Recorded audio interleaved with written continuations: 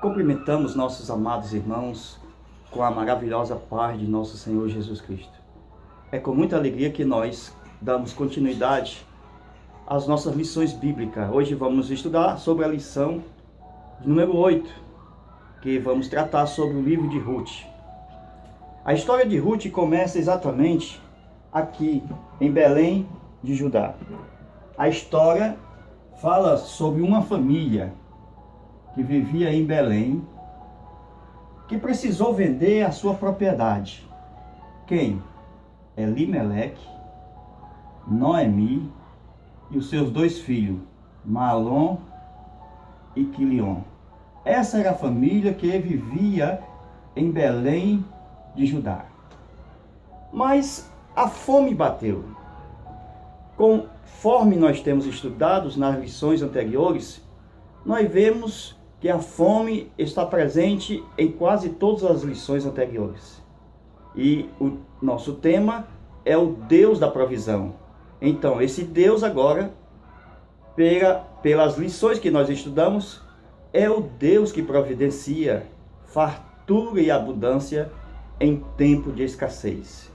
Então, aqui houve uma prova de fé, da qual esse homem, Elimeleque, com a sua família, precisou sair por causa de uma grande fome. E ele não resistiu à provação.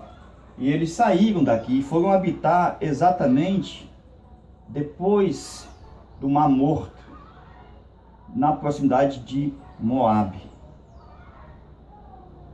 Os moabitas, que eram descendentes das filhas de Ló, de uma delas, que era descendente de Ló de Abraão. E nós vemos aqui, irmãos, que Deus preservou a vida de Ló pela intercessão de Abraão, para Ló não ser destruído em Sodoma e Gomorra. E houve o caso de incesto, nasceu Amon e Moabe.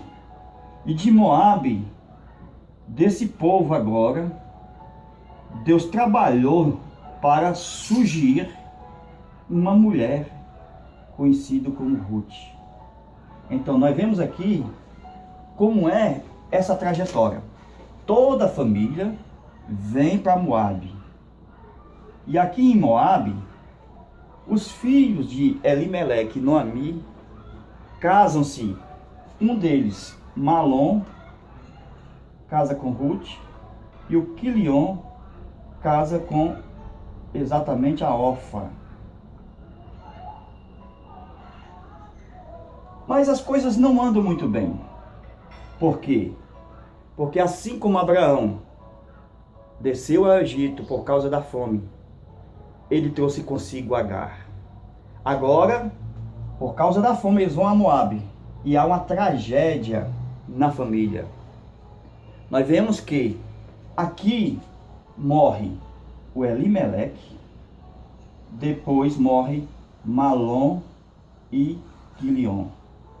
Só fica mesmo exatamente Noemi e as duas noras, Ruth e Orfa. Então essas três viúvas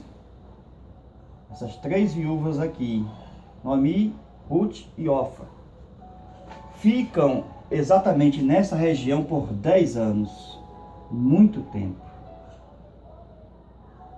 Só depois agora que elas ouvem falar que nessa região Deus proveu pão novamente. Agora veja, irmãos, Belém, casa de pão, e agora faltando pão. Ele sai e vai para Moabe, e agora volta porque Deus proveu. É uma prova de fé.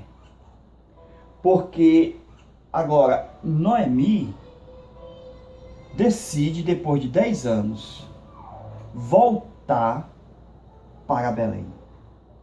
E nesta volta, vem as duas noras com elas. E no meio do caminho, a Noemi para e pergunta às duas noras?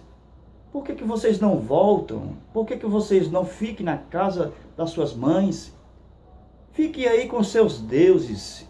Então Noemi colocou as duas noras à prova. Mesmo sabendo que ela estava só, não poderia ter mais filhos, já era velha, de avançada idade. E agora ela diz, Noemi, para as duas noras: volte para a sua casa, para o seu lar, para a sua terra, para os seus deuses. Ruth chora, Orfa chora, mas há uma sinceridade tão grande em Ruth que ela não consegue largar Noemi. Ruth não apenas chora, mas se apega a Noemi. Orfa chora também. Diz até que vai voltar com a sua sogra, mas não é com sinceridade. Ruth: eu vou. Orfa: eu vou. Mostrando que o choro de Orfa não estava sincero, porque Orfa, ela volta a Moabe, e ali ela volta a seus deuses. Jesus sabia muito bem dessa história. Por quê? Porque quando Jesus disse: aquele que quiser salvar a sua vida, perdê-la-á. Então, Elimeleque quis salvar a sua vida aqui em Moabe e perdeu. Então, aquele que quiser salvar a sua vida, disse Jesus, porque estava fora do plano de Deus, da vontade de Deus, então perdê-la-á. Mas aquele que quiser vir após mim, negue-se a si mesmo. Então, Noemi, ela vinha, e aqui é um tipo de Cristo, porque ela mandou as duas voltarem, mas tinha uma Ruth que estava convicta de que Noemi tinha um Deus soberano. Ela disse: Noemi, eu não vou, pare de insistir, porque eu estou certa de que o teu Deus, o teu povo é meu. E Ruth se converte aqui no caminho. Ela diz: é meu, diferente de Jacó. Porque Jacó, quando fez exatamente um voto: se tu me abençoares, me der pão, me der roupa, vestido, tu será o meu Deus.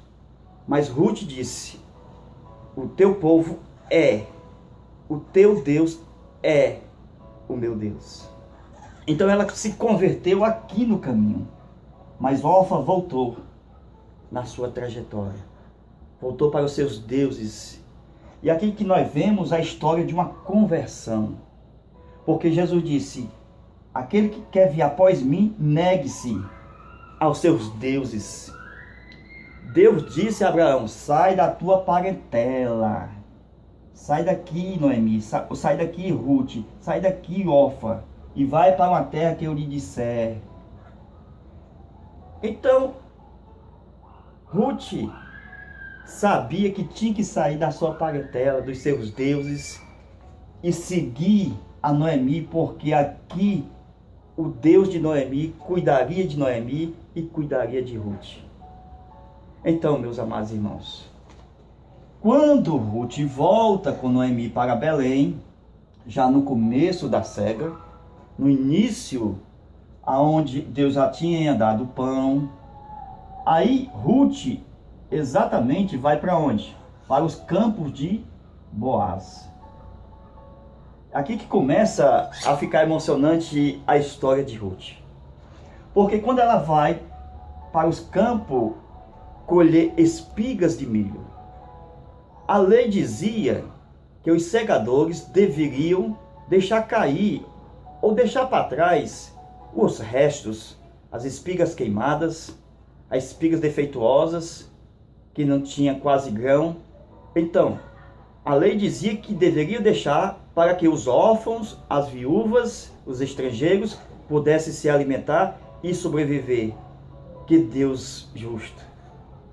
Deus que não desampara ninguém, um Deus que tem leis justas, que tirou Ruth daqui, de Moabe, e não faz acepção de pessoa, porque Ruth vai estar exatamente no livro da vida do Cordeiro, aonde nós vemos lá, nos livros da genealogia, aparecendo o nome de Ruth, para que viesse o Messias, Jesus Cristo, o Cordeiro de Deus.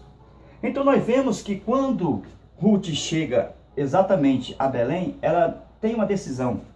Eu vou aos campos colher espigas. E ela foi atrás dos segadores.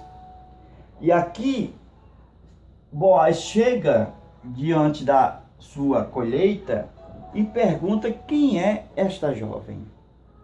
Os trabalhadores que estavam na cega, colhendo, disse, é Ruth. Veio com Noemi de Moabe e contou a história. E quando Elimelé, ou seja, Boaz, sabe da história, começa a favorecer, a dar graça a Ruth. Então nós vemos o seguinte, que Boaz é um tipo de Cristo. Ruth só achou graça diante de Boaz. E Noemi é um tipo de Israel. Vejamos aqui, Noemi, Ruth e Boaz. Noemi, tipo da lei que tinha em Israel. Noemi, tipo da igreja, nós. Boaz, tipo de Jesus. Então, Noemi conduziu Ruth a Boaz. A lei é tipo um tutor, um mestre, um guia que conduz nós a Cristo. Então a finalidade é Cristo.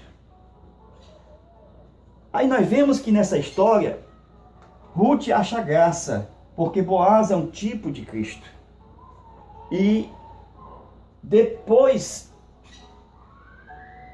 ela traz a notícia para Noemi sobre Boaz, e Noemi reconhece que Boaz é um dos parentes da família do seu falecido marido.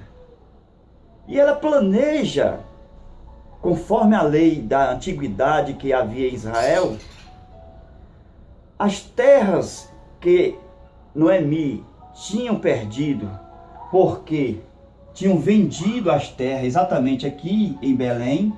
Quem vendeu?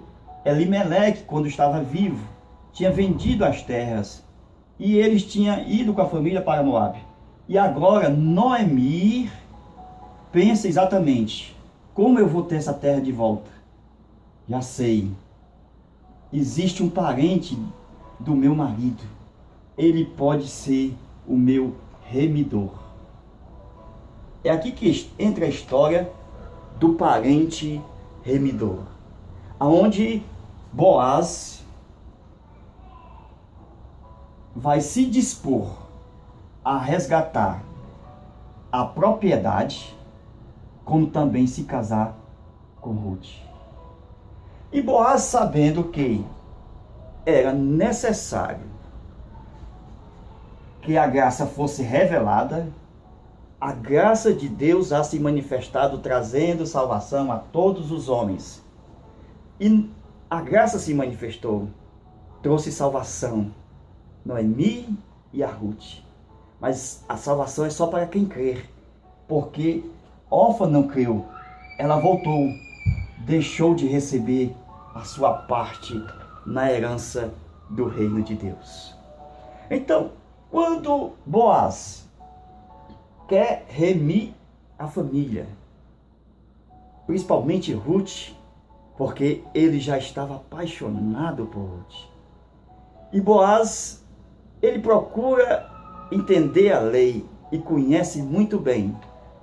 Havia um primeiro parente, antes de Boaz, que a Bíblia não revela o nome, chama de fulano. E segundo parente, Boaz. Agora veja aqui, irmãos. Boaz chegou para o fulano e disse: fulano de tal.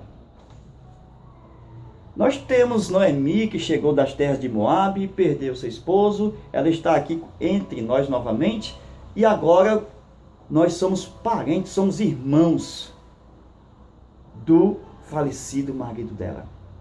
E eu queria que você, fulano, desse exatamente liberdade, tirasse exatamente as terras da escravidão, remisse as terras de Noemi e também casasse com Ruth.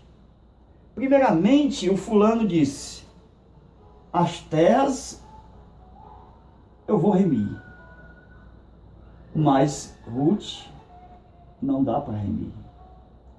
Por que você não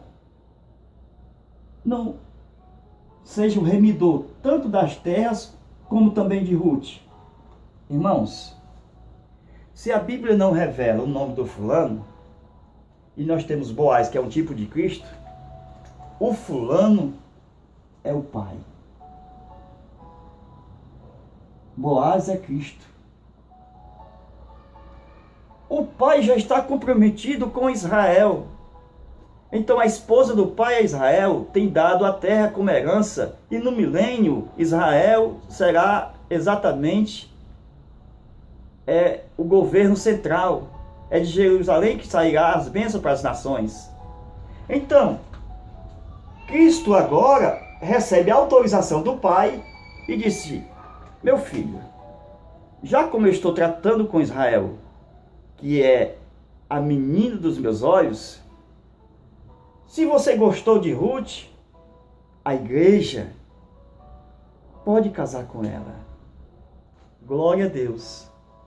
E Boaz tanto reme a terra, como também é remidor de Ruth e casa com Ruth.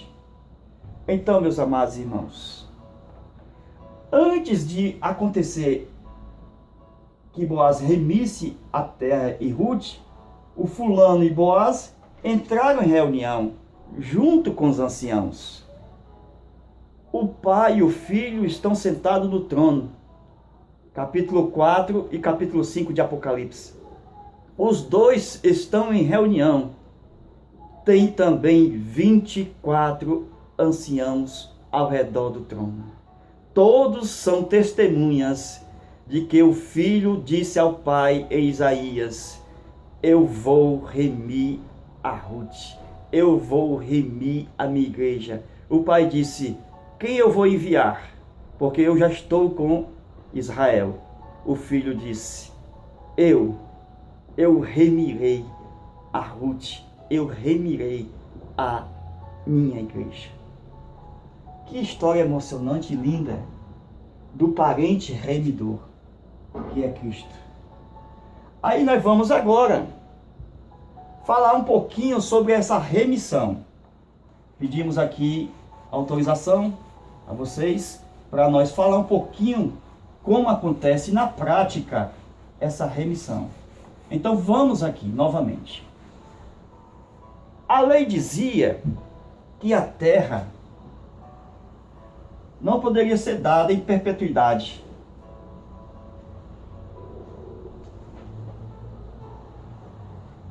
Para sempre aos homens. Então a terra foi dada a Adão, e Adão recebeu a terra por herança de Deus. Mas depois nós vemos que os homens possuíram a terra. Nós vemos que Israel recebeu a lei, que a terra era dada aos homens, mas se houvesse negócio, havia um limite de tempo. O tempo de 0 a 50 anos, que é chamado jubileu. Então, nesse jubileu, quem vendesse a terra aqui, por exemplo, Noemi vendeu a terra aqui no ano 20.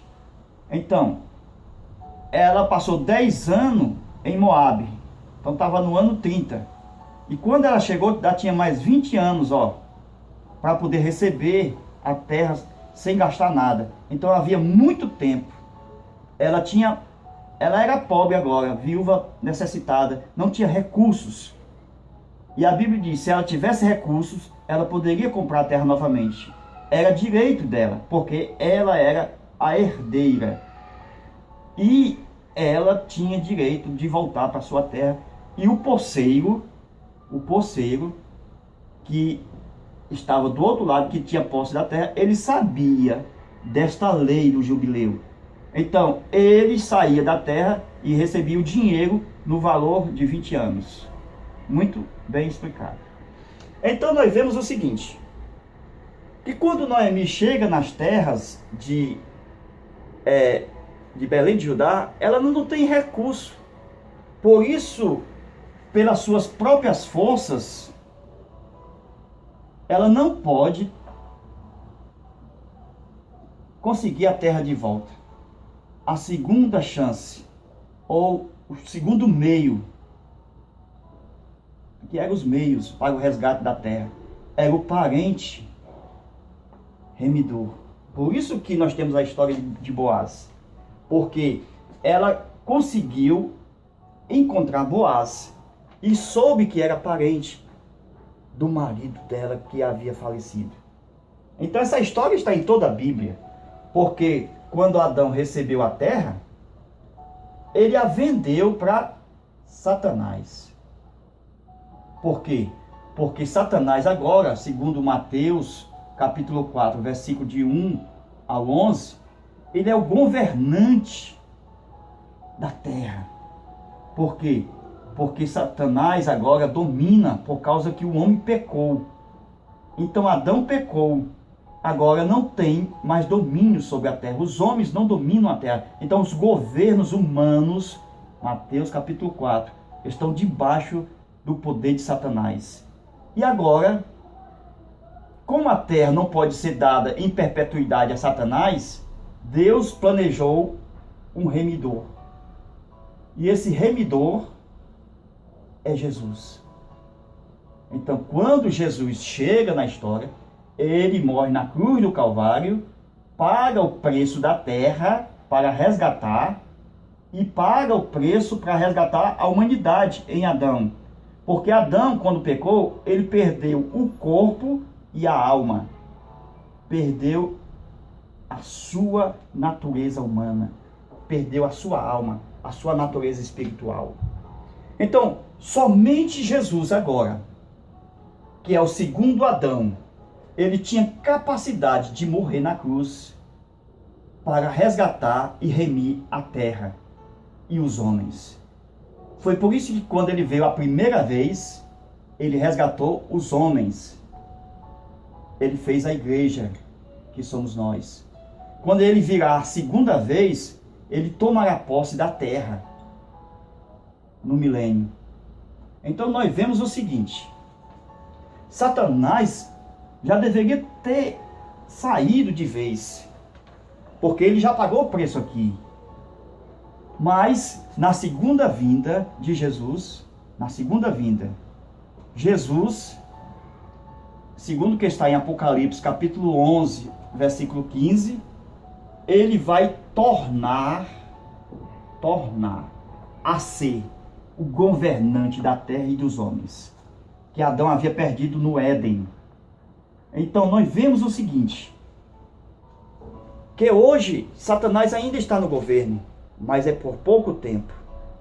O jubileu está chegando, o milênio está próximo. Depois da vinda de Jesus, só tem 7 anos para estabelecimento do jubileu, do milênio. Então, o que foi que aconteceu? Jesus é o cordeiro e é o leão da tribo de Judá. Como cordeiro, ele morreu na cruz e teve o direito de ser o nosso remidor, porque era inocente. E quando ele sobe lá onde está o Pai, em Apocalipse capítulo 5, nós vemos que ele toma nas mãos do Pai exatamente um livro. Que livro é esse? A escritura de toda a terra, que estava nas mãos do juiz. Jesus é digno de pegar a escritura, desatar os seus 7 selos E agora, porque Satanás não quer sair, ele vai trazer um exército, vai guerrear contra Satanás e os seus demônios. E assim vai conseguir a terra de volta. Amados irmãos, quando o poceiro não sai, ele pode exatamente, com seu exército, exatamente o quê? Conseguir tirar o inimigo agora, porque ele não negociou o direito. E agora ele expulsa o poceiro que não é dele, a terra. Está apenas em posse dele. Ele não é herdeiro. E dessa forma, quem é esse exército? É a igreja que está reunida há mais de 2000 anos, que Cristo morreu na cruz do Calvário e está reservando esse povo como exército que vai vir em cavalos brancos para esta terra governar com o Rei dos Reis e Senhor dos Senhores. Então Jesus governará com vara de ferro. Agora nós vamos passar para o último capítulo do livro de Ruth. Iremos estudar um pouquinho a respeito por que o livro de Ruth foi escrito. Há uma razão clara e óbvia, porque o nome de Davi aparece no livro de Ruth. Aparece o nome também de Tamar, e aparece o nome de Raquel. Então Ruth, a finalidade de Ruth ser escrito é para mostrar a descendência de Jesus, que está em Mateus, capítulo 1. Então, meus queridos amados irmãos, Jesus é da geração de Davi, filho de Abraão. Por que primeiro não filho de Abraão e depois de Davi? Porque Mateus vai falar que Jesus é rei desde o seu nascimento. Por isso que é filho de Davi primeiro e depois de Abraão. Porque na genealogia correta seria Abraão, Judá e Davi. Mas nós temos Davi e depois Abraão, mostrando que a genealogia é para mostrar que ele é rei, porque ele é filho de Davi. Então, toda essa história leva a Gênesis 3:15. Jesus prometeu da semente da mulher. Olha aqui a mulher, ó. Olha aqui a mulher, ó. Nascerá um, olha aí, passando por Davi, ó, vindo até Jesus. Então, meus amados irmãos, quem estava por trás para atrapalhar era a semente do inimigo, da serpente. Então a semente da serpente estava travando uma guerra contra a semente da mulher. Agora vejamos essa luta travada. Desde quando surge, exatamente lá no início da história. Vamos lá. Sara, primeiro Eva, olha aqui, semente da mulher passando por Eva, depois Sara, Raquel, Lia, depois Tamar, aí nós temos aqui Raabe, Ruth, Betseba, nós temos aqui Maria. Olha aí, por todas essas mulheres. Aí nós temos aqui Tamar, que teve um nome na genealogia de Jesus, na de Lucas. Aí nós temos que entender o seguinte: Tamar não foi uma mulher vulgar, como muitos escrevem por aí. Tamar foi uma mulher especial, que teve 2 filhos com Judá. Judá, ele quis prejudicar a semente da mulher, porque Judá, ele teve 2 filhos com a filha do Adulamita. E esses 2 filhos, Judá deu a Tamar. E todos os 2 filhos morrem. Deus mata. E a Bíblia diz que esses 2 filhos eram maus perante o Senhor. Mas por quê? Porque na hora de dar semente a Tamar, ele jogava o sêmen na terra. Eles não davam semente. E Deus lá dos céus, esperando dar continuidade à semente da mulher que estava em Judá, ele agora dá aos filhos e Deus mata todos os 2. E o terceiro filho, ele percebe a morte dos 2, não dá mais, por causa do medo. Essa mulher está matando os meus filhos, vai matar o terceiro também. Então o terceiro ele não dá a Tamar. Mas Judá, desde a sua história com Tamar, a sua infância, nós temos isso em Malaquias.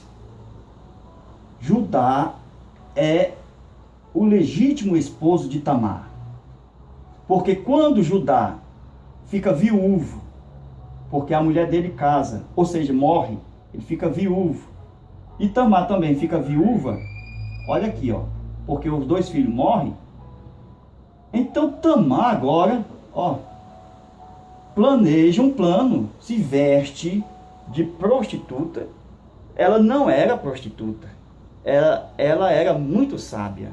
Ela se vestiu de prostituta e foi até os campos das ovelhas e coabitou com Judá.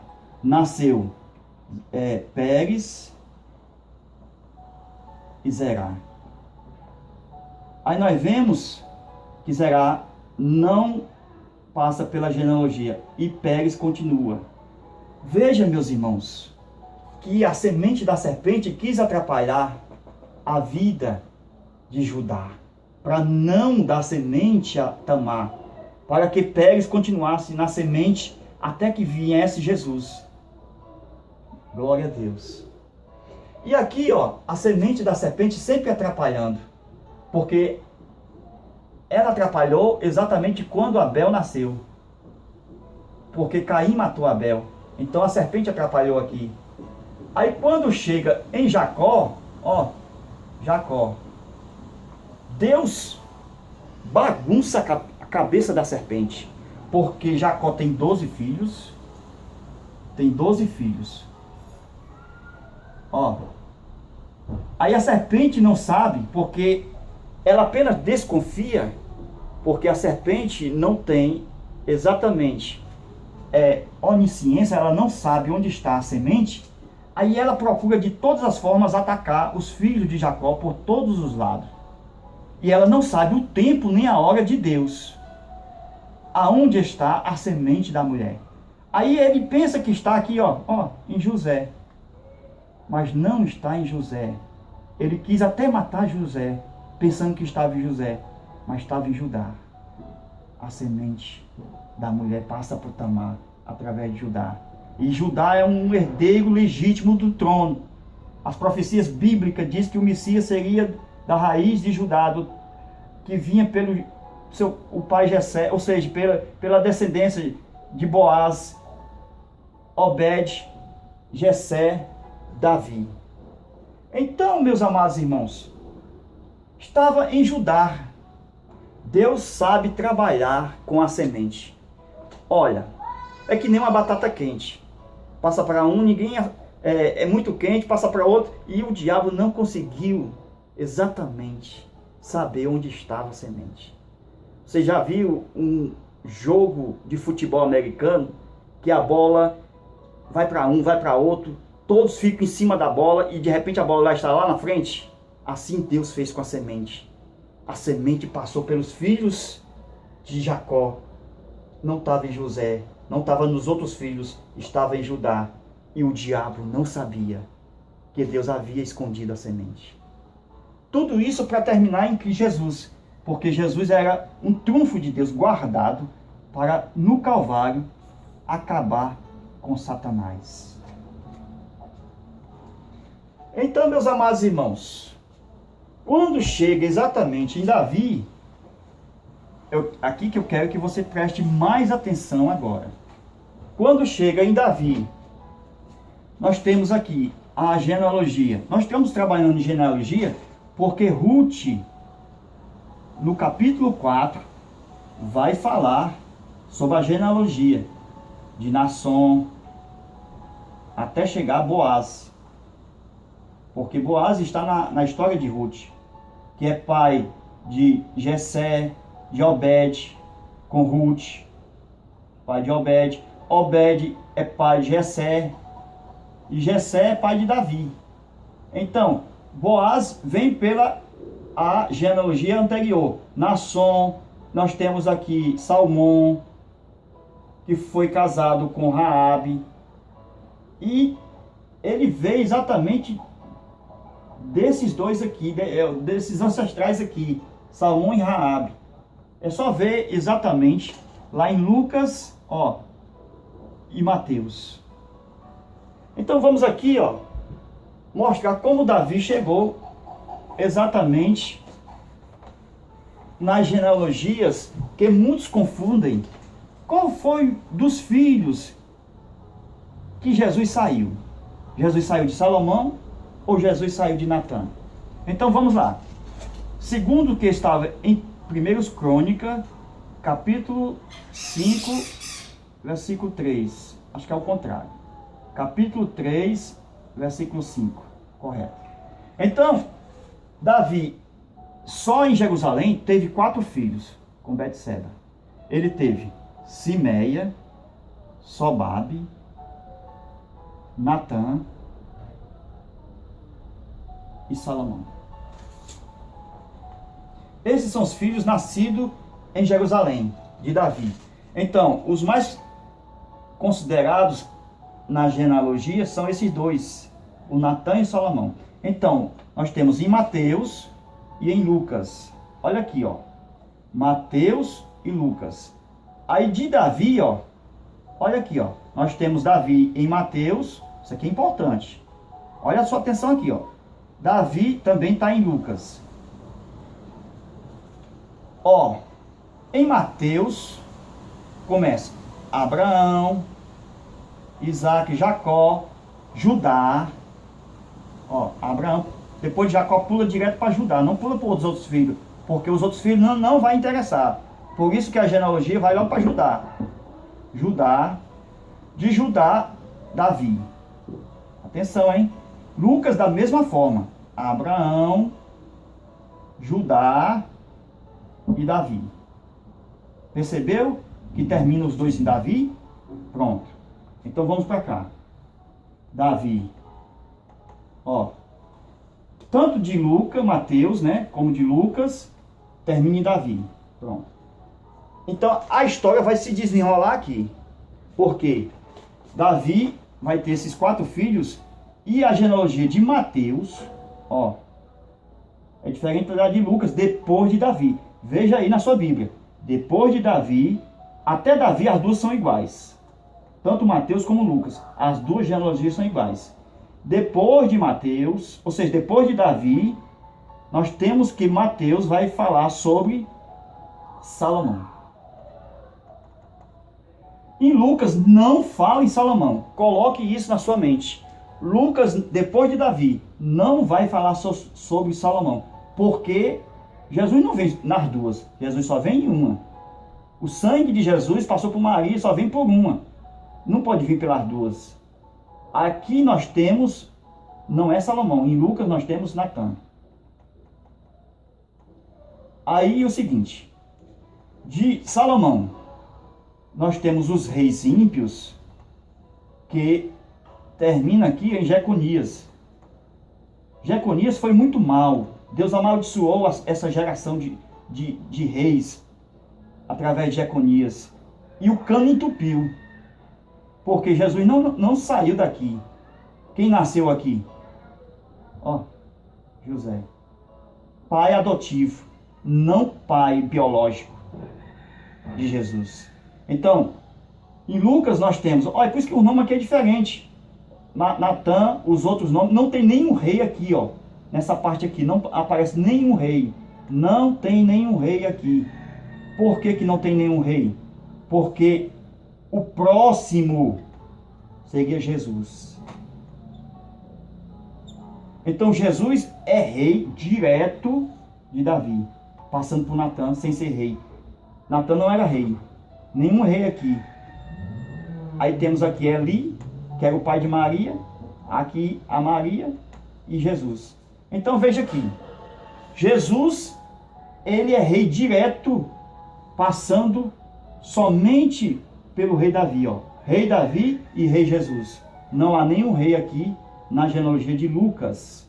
Então, Jesus não se contaminou com essa descendência amaldiçoada em Jeconias. Está lá em Jeremias 22. Então, Deus, mais uma vez, confunde a cabeça de Satanás. Todos pensavam, vai sair por aqui o rei vem pelo Salomão, vem pelo Jeconias. Aí nasce José. O diabo é frustrado mais uma vez, porque ele vem por Natan, que não era rei, não tinha rei nessa genealogia de Lucas. Aí nasce uma mulher pobrezinha, Maria, e nasce Jesus. Então, a história de Ruth mostra também tudo isso que eu estou passando para meus amados irmãos. E será de grande proveito para a sua escola aí de domingo. Você não pode perder essa oportunidade. Será um conteúdo muito rico para a tua lição de número 8 da Escola Bíblica Dominical. Queremos agradecer a você por estar conosco, nos prestigiando. Deus te abençoe e te guarde. E também a todos os seus alunos. Em nome de Jesus. Amém. Até a próxima aula, se o bom Deus nos permitir. Graças a Deus. Amém.